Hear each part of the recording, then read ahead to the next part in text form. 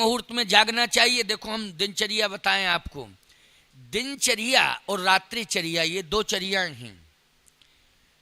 राम जी की रात्रिचर्या और दिनचर्या ये दोनों संयमित है। हमारी रात्रिचर्या संयमित होनी चाहिए तो दिनचर्या अपने आप संयमित हो जाएगी। रात्रिचर्या का अर्थ क्या है समझ लो। आपको जिंदगी का उत्तर दे रहा हूं, उत्तर कांड के माध्यम से आज आपके को उत्तर ही दे रहा हूं। आपके जो प्रश्न उलझे हुए हैं उन प्रश्नों का उत्तर दे रहा हूं, आपकी समस्या सुलझ जाए। आप कोशिश करें कि सोएं तो राम राम राम राम कह के सो जाएं, इसमें कुछ बिगड़ेगा नहीं। जब जगें तो जगते हुए राम राम कह के जग जाएं, इसमें कुछ बिगड़ेगा क्या? कुछ नहीं बिगड़ेगा। अच्छा, जीभ पे वजन आ जाएगा तो जीभ टूट जाएगी। क्यों भाई? राम राम कहने से राम के नाम में इतना वजन है कि जीभ टूट जाएगी, है ना, या टेढ़ी पड़ जाएगी। हाँ, शुद्ध हो जाएगी। क्या बात है। देखो, राम राम कह के सो जाओ और राम राम कह के जग जाओ। जब अपनी सैया छोड़ो तो पृथ्वी माँ को प्रणाम करो, पृथ्वी माँ को प्रणाम करो। अच्छा, ऐसे प्रणाम करने में कुछ बिगड़ेगा क्या? कुछ नहीं बिगड़ेगा। बोलो, शरीर की गंदगी, शरीर का मैल तुम पृथ्वी माँ के ऊपर ही तो धोते हो। बोलो, कहाँ धोते हो? ये संपूर्ण शरीर का, कपड़ों तक का मैल धो रहे हो। बोलो, कपड़ों का मैल धोते हो, शरीर का मैल धोते हो। जाने कितने प्रकार के साबुनों का प्रयोग करते हो। वैसे नहीं पानी से छूटता तो साबुन से छुटाते, ये निकले किसी तरह। लेकिन वो जाता कहाँ है? पृथ्वी माँ के ऊपर जाता है। बोलो, बर्दाश्त कर रही है कि नहीं कर रही है पृथ्वी माँ? है आधार तुम्हें, पहले तो रहने के लिए आधार मिला है। दूसरी बात, तुमने जो भी गंदगी, मैल आदि धो दिया है पृथ्वी माँ के ऊपर, वो भी उसने सह लिया है, बर्दाश्त किया है। नहीं तो पृथ्वी माँ नाराज हो जाए तो कौ फट जाए, नीचे धस जाए, पाताल में चली जाए तो बोलो कौन? तुम्हारे हवेलियां चली जाएं, सब चले जाएं, भूकंप आता है तो बोलो भाई कोई बचता है? हैं, बड़ी बड़ी हवेलियां नीचे चली जाती हैं, कितनी जनहानि हो जाती है, धनहानि, जनहानि, ये सारी घटनाएं प्रघटनाएं होती हैं। लेकिन पृथ्वी माँ सब कुछ सह रही है। तो इतना नहीं कर सकते हो कि थोड़ा सा जगते समय प्रणाम कर लो? तो उस पृथ्वी माँ को ये लगेगा कि नहीं, ये हमें सम्मान देता है। चाहे बेटा हो, बेटी हो, बहू हो, सास, कोई भी हो। हम लोग भी ऐसा करते हैं कि पृथ्वी माँ को प्रणाम करते हैं। तो पृथ्वी माँ ये कहेगी कि नहीं, इसने शरीर की क्रियाओं को करने के पहले क्षमा मांगी। प्रणाम करने का मतलब है क्षमा मांगना। प्रणाम का मतलब क्या हुआ? क्षमा मांगना। ये करने में नुकसान नहीं है, फायदा है।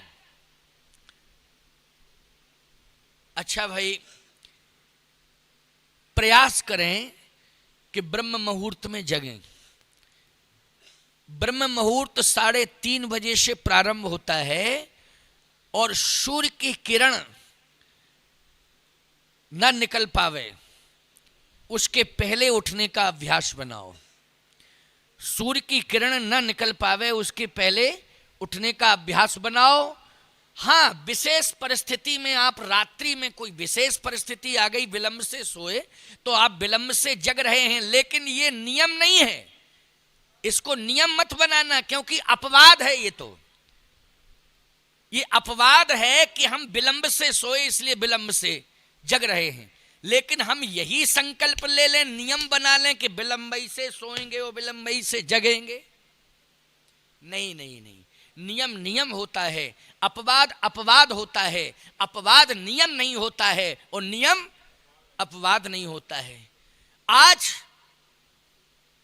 आश्चर्य होता है मुझे, अगर कोई 4 बजे जग जाए तो मोहल्ले के लोग कहते कोई बात है, जरूर कोई। अरे भैया, बात क्या है? 4 बजे जगने का, 5 बजे जगने का नियम है।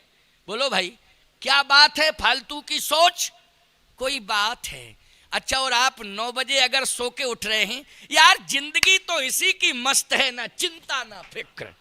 देखो क्या गजब की जिंदगी बारे भगवान, इसके भाग्य को कितनी सराहना करें इसके भाग्य की। बोलो, दुर्भाग्य को भाग्य बता रहा है, और भाग्य को दुर्भाग्य, और दुर्भाग्य को भाग्य, ये विडंबना है।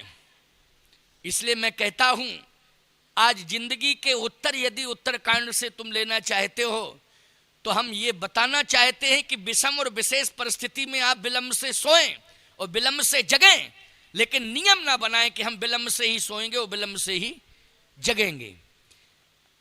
आपको ब्रह्म मुहूर्त में कोशिश करनी चाहिए, 5 बजे तक जग जाओ, 5:30 बजे तक जग जाओ, है। लेकिन सूर्य भगवान जगाते हैं, और उसमें भी अब आदमी ने पर्दे डाल दिए कि जरा सा भी वो हुआ तो पर्दा, कि डिस्टर्ब मत करो, डिस्टर्ब मत करो। सूर्य पर्दा डालने का मतलब क्या है? बोलो भाई, हमको डिस्टर्ब मत करो। अरे राम राम राम राम, कितनी हल्की सोच और कितनी विडंबनास्पद सोच है मानव की। बोलो भाई, आचार्य श्री राम शर्मा का एक बहुत बढ़िया कोटेशन है, बहुत बढ़िया बात उन्होंने कही। उनके कोटेशन बहुत अच्छे हैं। उन्होंने कहा, अपना अपना करो सुधार तभी मिटेगा भ्रष्टाचार, हम बदलेंगे युग बदलेगा, हम सुधरेंगे युग सुधरेगा। बहुत बढ़िया बात उन्होंने कही है। तो मैं कहना ये चाहता हूं कि दिनचर्या और रात्रिचर्या ये दोनों आपकी संयमित हो जाएं। किसी ने कहा कि ब्रह्म मुहूर्त में उठने से लाभ क्या है, तो डॉक्टर कहता है, वैद्य कहता है कि स्वास्थ्य लाभ। वैद्य क्या कहता है? स्वास्थ्य लाभ, निरोगी काया।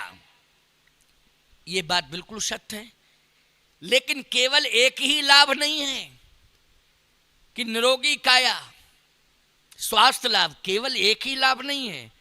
दूसरा क्या लाभ है? बोले, इसका नाम है ब्रह्म मुहूर्त। बोलो, कोई भी काम तुम करते हो, शुभ काम, तो मुहूर्त ही दिखवाते हो कि नहीं दिखवाते हो? क्यों? बेटा बेटी के विवाह में क्या दिखवाते हो? मुहूर्त है। कथा करवाते हो, क्या दिखवाते हो? मुहूर्त। कहीं यात्रा प्रारंभ करते हो, किसी सफलता के लिए आप जा रहे हो, उसमें भी आप पूछते हो कि कोई अच्छा मुहूर्त बताओ जिसमें हम यात्रा प्रारंभ करें, हमारा काम सफल हो जाए, वो मुहूर्त बताओ। हमेशा मुहूर्त। मकान का निर्माण कराते हो तो भूमि पूजन का भी मुहूर्त, उद्घाटन का भी मुहूर्त है, सबका मुहूर्त। नामकरण संस्कार, पैदा हुआ जीव, नामकरण संस्कार, उसमें भी मुहूर्त। अन्नप्राशन संस्कार मुहूर्त, यज्ञोपवी संस्कार मुहूर्त, विवाह संस्कार मुहूर्त, सब में मुहूर्त ही मुहूर्त। क्यों भैया, है कि नहीं? अच्छा एक बात बताओ, ब्रह्म से मिलना चाहते हो कि नहीं? तो ब्रह्म से तभी मिल पाओगे जब मुहूर्त देखोगे उसका।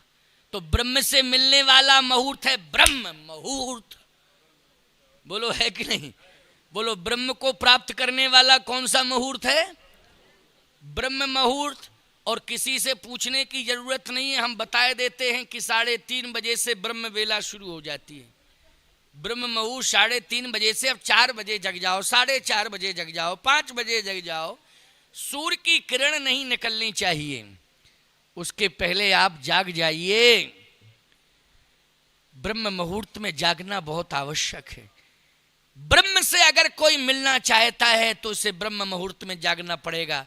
बड़े बड़े संत महात्माओं को ब्रह्मानुभूति कब हुई है? क्योंकि ब्रह्म मुहूर्त में जागते थे। अभी आप चित्रकूट जाएं तो वहाँ महात्मा बहुत रहते हैं।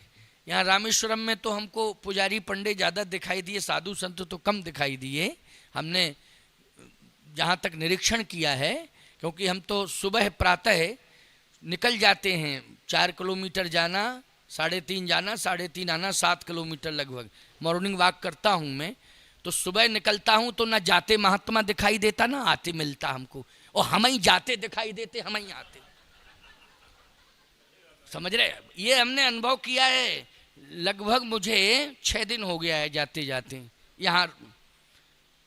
6 दिन, पहले दिन तो नहीं जा पाया था शायद मैं, क्योंकि आया ही था, तो 6 दिन तो कंप्लीट हो गए, आज भी गया। लेकिन पंडे पुजारी तो मिले, तिलक लगाए हैं और पूजा पाठ करने के लिए आ रहे जा रहे, दर्शन के लिए जा रहे, लेकिन महात्मा ना तो सन्यासी परंपरा का महात्मा कोई दिखाई दिया, ना वैष्णव परंपरा का कोई महात्मा दिखाई दिया, ना रामानुजी परंपरा का कोई महात्मा दिखाई दिया। हाँ, पुजारी हर संप्रदाय के दिखाए। अभी रामानुजियों का मठ है, उसमें सुबह एक पुजारी पूजा कर रहा था, तो वो तो रामानुजी ही होगा, पुजारी है वो। लेकिन संत वेश हमको दिखाई कम दिया रामेश्वरम में।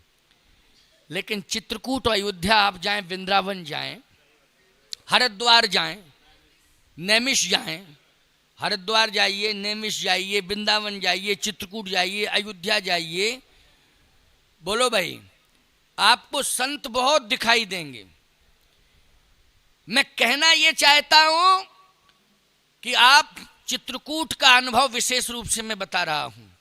मेरे यहां मैंने कहा नहीं, 100 से अधिक तो संत रहते हैं और लगभग पूरी संख्या 200 की है, लेकिन 100 से अधिक महात्मा ही रहते हैं। 3:30 बजे राम राम की धुनी सुनाई देगी आपको, 3:30 बजे, और कमंडल की छनकार खनकार और वो सब स्नान, सारी बातें, मंदाकिनी चले जा रहे, कोई संत आ रहे हैं, परिक्रमा कर रहे हैं, ये सब आपको दिखाई देगा वहां। चित्रकूट का अनुभव बता रहा हूं मैं आपको। क्यों? इसलिए कि ये सब ब्रह्म की तलाश में है। किसकी तलाश में है? धाम में रह रहे हैं, ब्रह्म की, मानी भगवान की तलाश में है। तो भगवान की तलाश है तो पहले जिस मुहूर्त में भगवान मिलता है उसको तो स्वीकार करें, तो वो है ब्रह्म मुहूर्त।